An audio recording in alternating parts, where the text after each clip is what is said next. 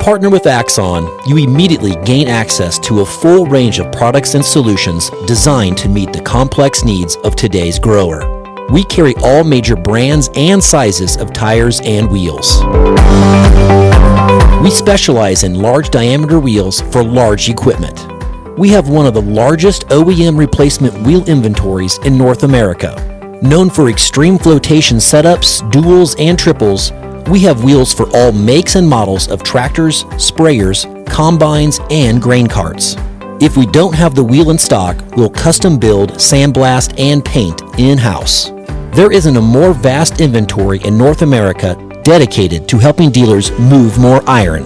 With facilities on the West Coast and in the heart of the Midwest, leverage our 230,000 square feet of indoor inventory to solve any problem a grower may have. Move more iron with Axon.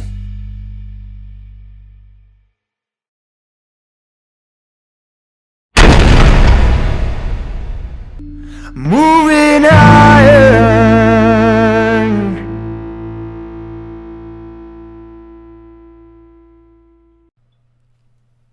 Okay. Do this button right here. And then we'll do this right here.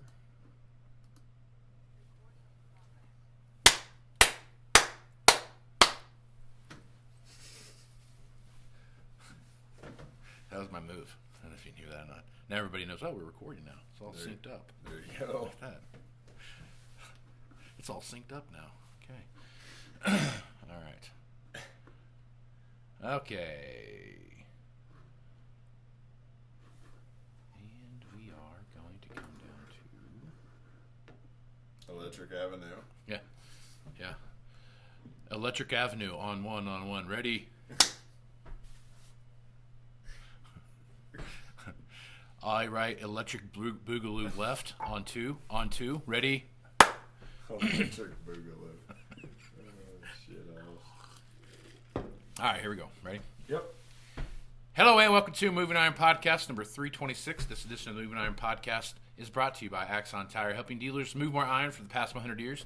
For more information, go to axontire.com.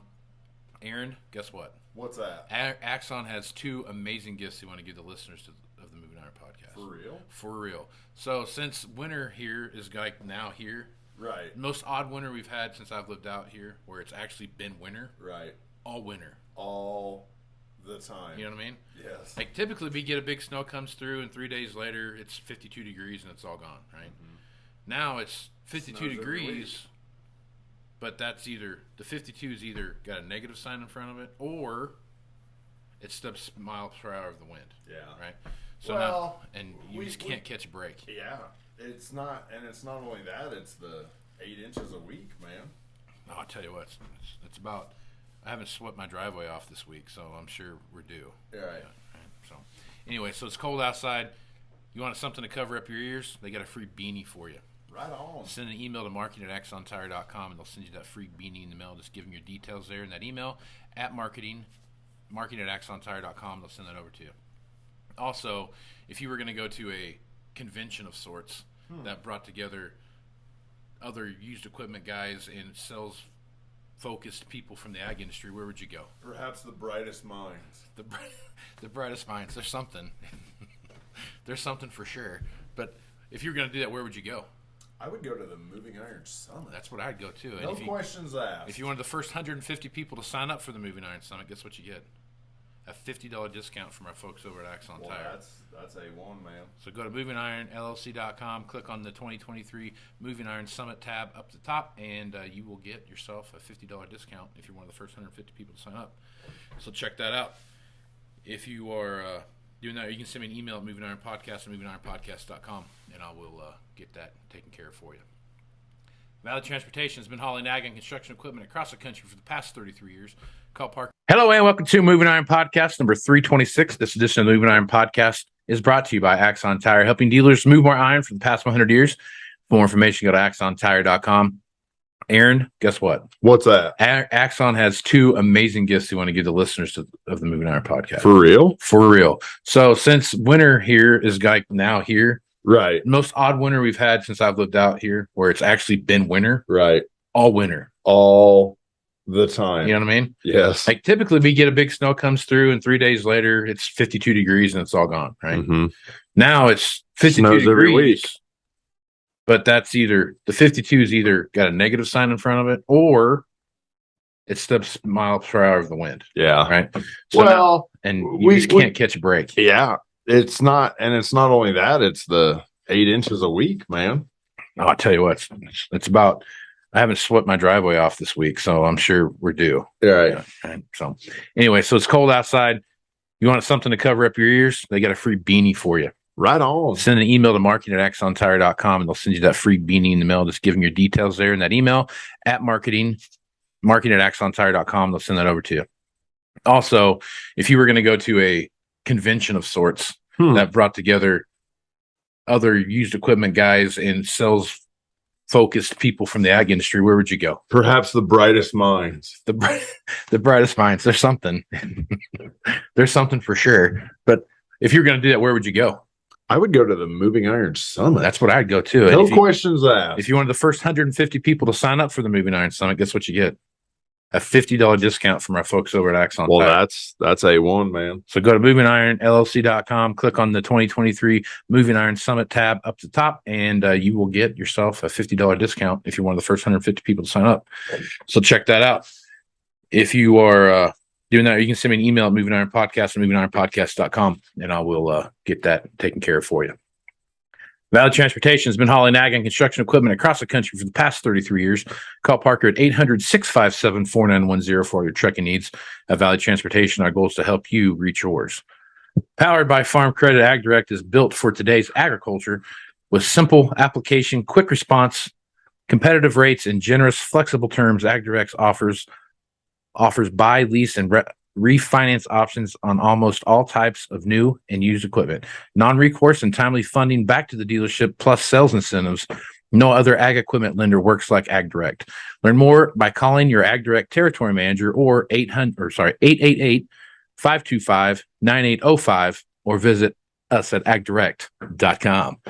Tractor Zoom has access to over $20 billion in heavy equipment sales data. Tractor Zoom's Iron Comps is the industry's trusted solution for transparent equipment values and auctionable pricing insights. And lastly, this podcast is brought to you by Anvil AppWorks. Their Dealer Connect CRMI app with integrated inventory management is an affordable Salesforce-based solution for your dealership. Create connected customer experience and transform how you work today. All right, Aaron and I are going to revisit the good folks over at Tractor Zoom and talk a little bit about what's going on in the marketplace. Today, we're going to have our focus be primarily on what we see happening in the sprayer marketplace. The sprayer marketplace has been, I think it's like everything else we've seen. There's been a lot of delays on the sprayer side. We've watched the overall marketplace of the sprayer side do its thing. But I would say this. I would say that of the equipment that's out there right now, I think the overall value proposition of a sprayer, comparatively, like say, like a tractor or a combine, right, to me, did it have the scarcity thing? Did that play into what we saw happening there? Absolutely. But was it as impactful as the other lines that we saw? I don't think so. I don't think that it had the biggest splash that I thought it was going to have when we started looking at things like how they played into the system, what we saw happening there. I think a lot of guys that had sprayers were pretty content with what they had and were looking to upgrade. I think their upgrading thing was there, but the upgrading for a sprayer in a lot of cases may have been too far down the road that they weren't going to change their spraying plan or strategy for the year in late August or July. So they're just going to wait and see what came up the following year. Yeah. I think so. I think there wasn't the tractor scarcity market with the sprayers, but it was more than the combine market for sure. Yeah. I feel like it didn't have the roller coaster ride that, obviously tractors have been on a trajectory straight up, and that's been no big deal. That's always been thing. The combine trajectory it was going down, came back up, leveled off, stayed that way for a minute, and then came up a little bit, and then came back down. Right. The sprayers to me, I didn't like, to your point, I think what you're making there, I just didn't see that. No. It was more like this kind of like a real steady, nothing crazy. That, or you know what I mean? Yeah, that, or maybe even plateau, it kind of feels like. Yeah. But I feel like that I feel like the sprayer market didn't it have like an extra year built into weird, can't get this, can't get that. Yeah. More so than the tractors. Well, the because there were combines. so many components that were part of that. Right. You know what I right. mean? It was weird little stuff. Solution like, pumps. Yeah. It might have been some guidance system things, but there's a lot of little things built into those systems. Like, like I said, solution pumps, there were some boom issues. There were some, well, and it was a lot of colors because it's all, that sprayer market. So I feel like the sprayer market was more numb to what's going on than the tractors and combines. Right. For sure. I'd agree. And then I think also too, like we've seen in the past, when you're looking at the overall spectrum of what we see happen in the sprayer marketplace, we've talked about this before in here, and I think it's something we're going to see again. But just looking at stuff in the field that I have, again, I don't really have any big data points to show that hey, this is happening, this is what's going on. When I'm looking at it from my perspective, I'm looking at it from the idea that every 3 to 5 years, maybe even 7 years or some, there's a flip between sprayers and four-wheel drives. Yeah. And a lot of that has to do with no-till guys going back in and ripping up the hard pan or taking care of some weeds or those kind of things. That it seems like 3-year run on sprayers, and there's a 3-year downturn on four-wheel drives, and then they kind of flip their way through that. And by the 6th year of the sprayer kind of deflation of sorts, right? You have 3 years up, 3 years down. That 6th year, you usually have you're at the peak of a four-wheel drive marketplace. This is going to be an interesting correlation to watch these things happen, because two things. One is there's a massive amount of technology coming out on sprayers right now that you see happen. So the idea of upgrading into something different and upgrade kits and all those kind of things that go along with those sprayers, you're going to see something there that I don't think we're going to see that four-wheel drive sprayer correlation that we've seen in the past. My wonder, and this is funny because we all know how I feel about it. My wonder what that correlation would be when big things in sprayer tech hit. Yeah. Does it change that correlation? Is there a spike? Right. An unnecessary spike, because we're talking about tech. Sure. Very unnecessary spike. Yeah. And it'll be, I think it's going to be a component driven spike and not a machine driven spike. Does that make sense what I'm saying?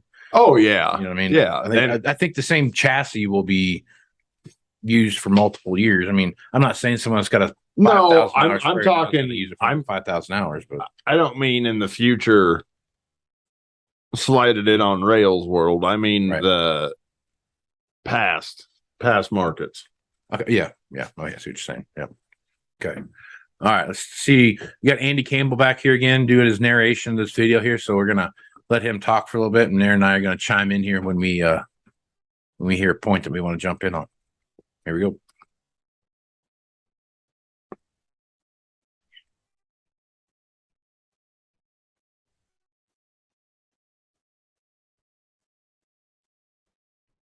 Agreed with that. I would agree with that.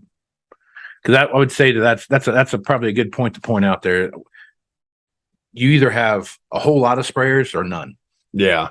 There's not and even good or bad, it doesn't even matter what the market is. I remember in 2015, there were no sprayers to speak of. Right? Okay. There were still sprayers. Now, the one thing about 2015, if I remember right, I got to go back to my freaking memory here, think about this, but 15 and 16 was 14 the first year of the R sprayer, or was it 15?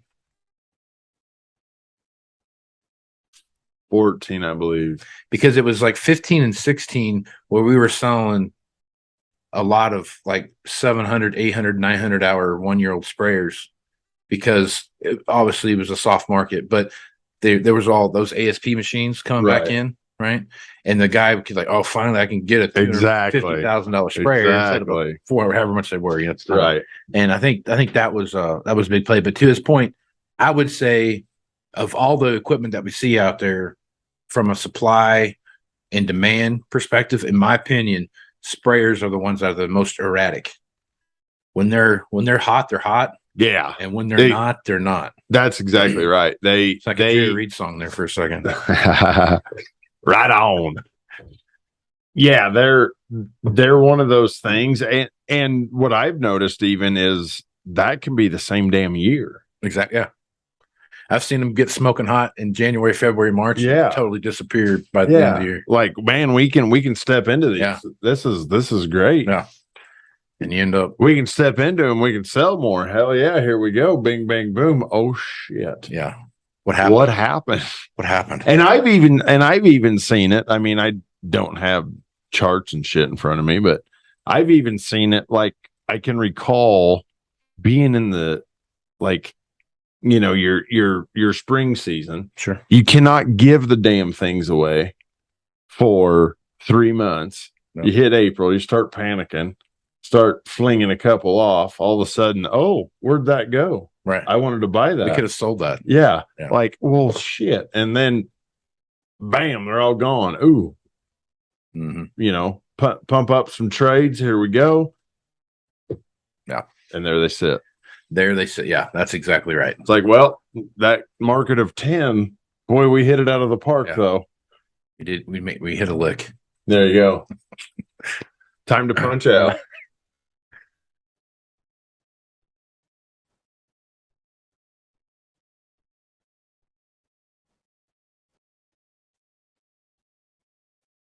So about the same, flat, you know, a little down, but about the same.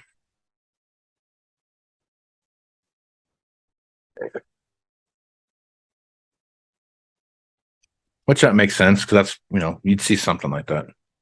Yeah, you know, when you look considering the average hours. Okay, so let's talk about average hours on that is 2,400 hours. So the point he was making there, he had that last slide he had was like 114, and then it was like 97, not even 100. That's a big slide in that machines that have 2,000 hours on them. Right. That's a huge slide. Big time. On sprayers, that is a. And I think, well, if you think about what that is, though, a 2,000-hour sprayer. Not a cliff, but a very steep hill. Yeah.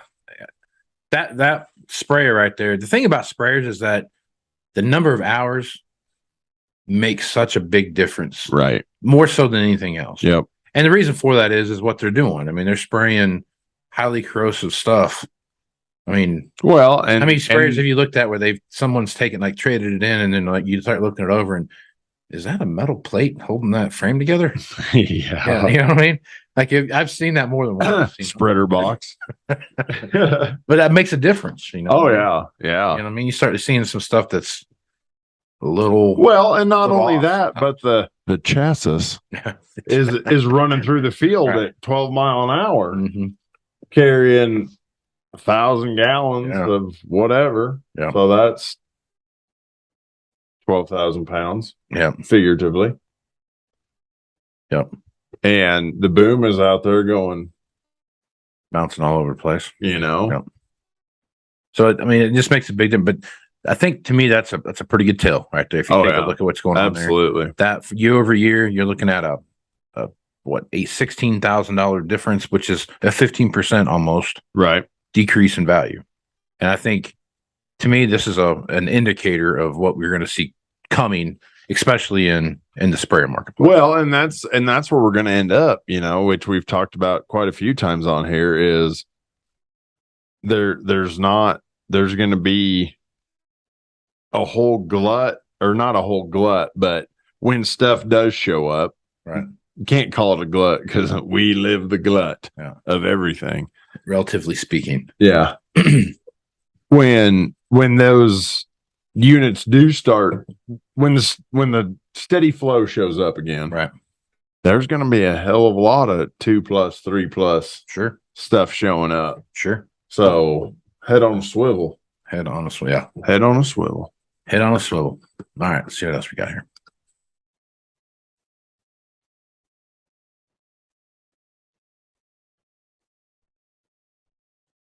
Now, I think one thing to point out here too is, and we kind of back this up just a smidge so I can get that. So he's talking about wild variability, but the variability that you see right here, crazy. Yeah, I have the variability you see here is it's rounded. Oh, that's way too far up. Yeah, you're in row crop headers, sir. Row crop headers. Let's see. Trying to catch up here. Those don't work to spray with. They do a horrible job. They do a bad job of spraying with that. But I think the point, I think one thing here that should be that we should pay attention to here is that when he talks about wild variability and what that looks like, the auction spikes and peaks and valleys that you see all the same peaks and valleys. They're just a little bit outside of each other when you look at the dealership versus the auction, right? Which makes sense. I mean, you're going to react to this, right? You're reacting to this here, well, right? And now you're reacting to this here. I mean, it makes sense, right? Back to the combine thing.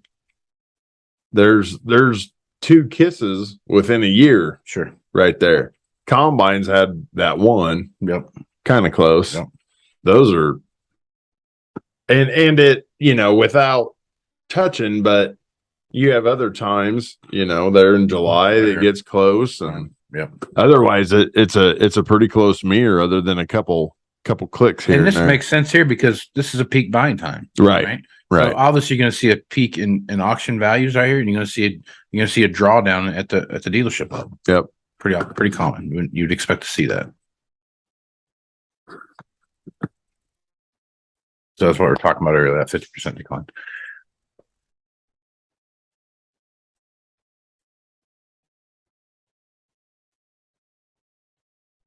Yeah.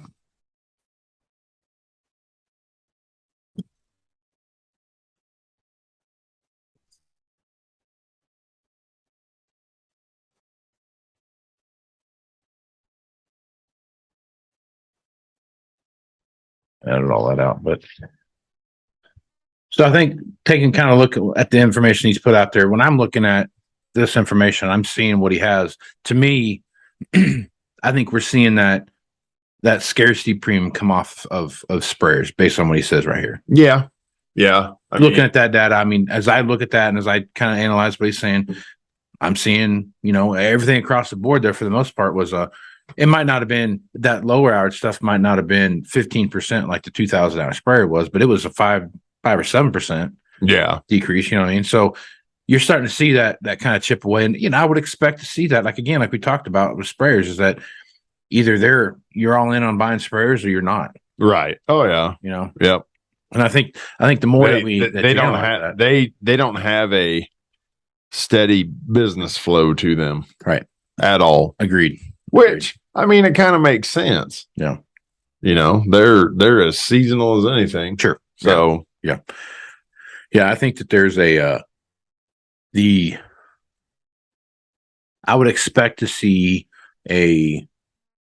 between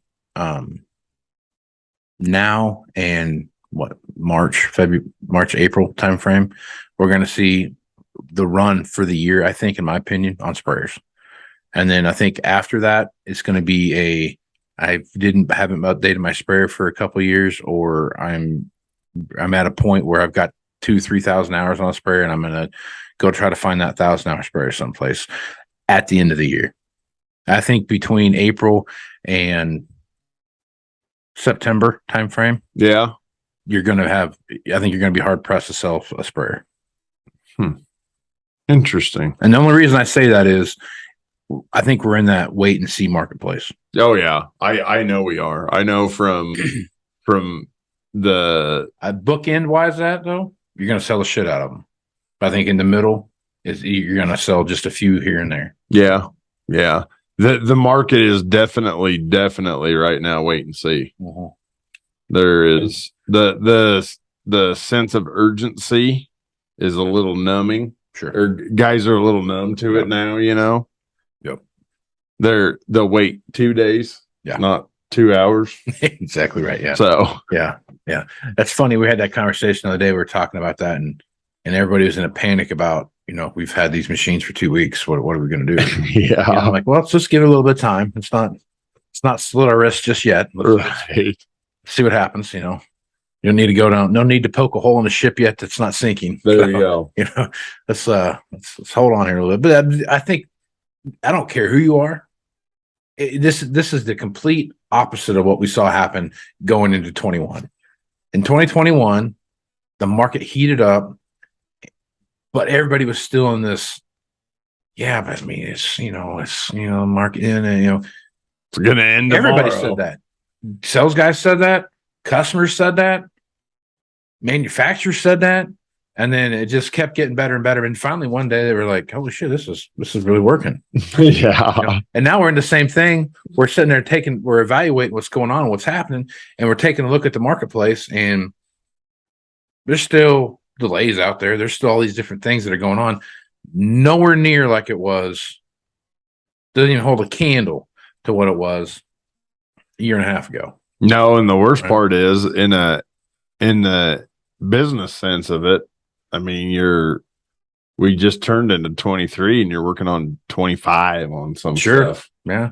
So I mean, that's why I think this. You take a hard look at the allocations and what you see happening there. All these allocations that we see coming down the pike and what those things look like. All of those different things are going to play into what the market is. But it's so what's happening. You know what I mean?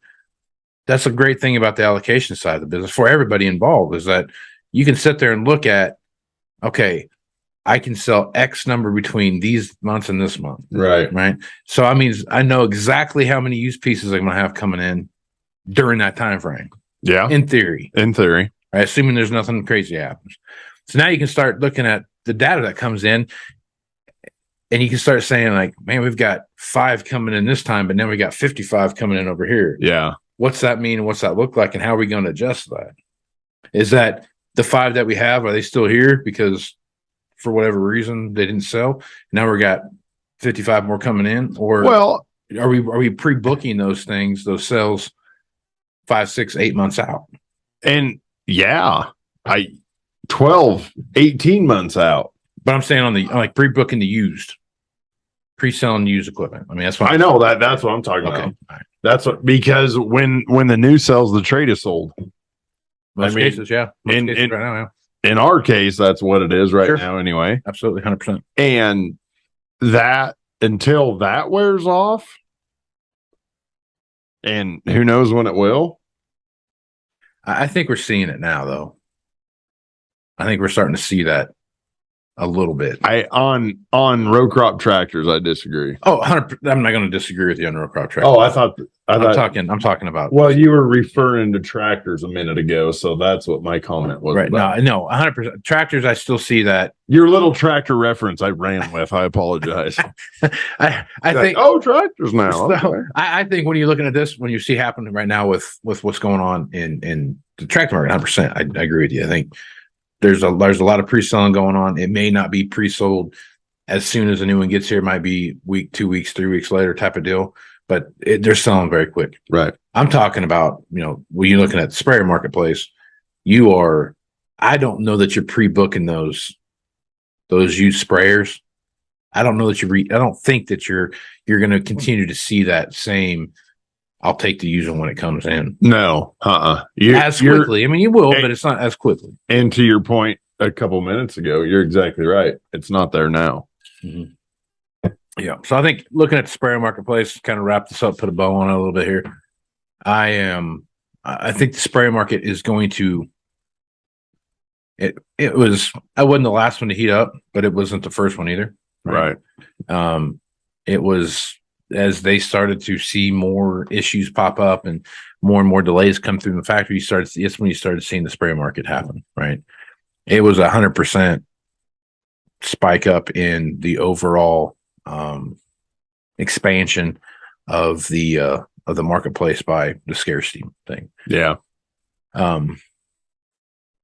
Supply and demand on sprayers right now. I mean, Andy showed that a little bit ago, what that looked like and what the whole thing kind of played out to be. But I think, in my opinion, when you look at what's seen there, I don't think there's a supply and demand issue. No, no, not at all. I think it's timing right now. Sure, 100%. Yeah, I think you're right. So good stuff. Okay. No, nobody wants to get it hauled home in the salty roads. So There, yeah. like the last thing that needs is more chances of rust. Yeah, exactly right. Exactly right. Okay.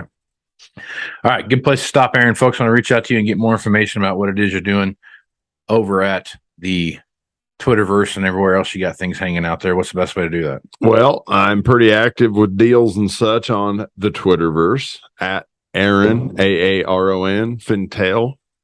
Also on Facebook, LinkedIn, Snapchat, by my name. That's all just by my name. Then you can email me, aaron.fintel at movingironllc.com. Right on. You can find me. You got any big deals going on right now? You want to I do. If you get on their Twitterverse, like Twitter. yes, there are several harvesting options for the public's desire. Right on. 22s under 500.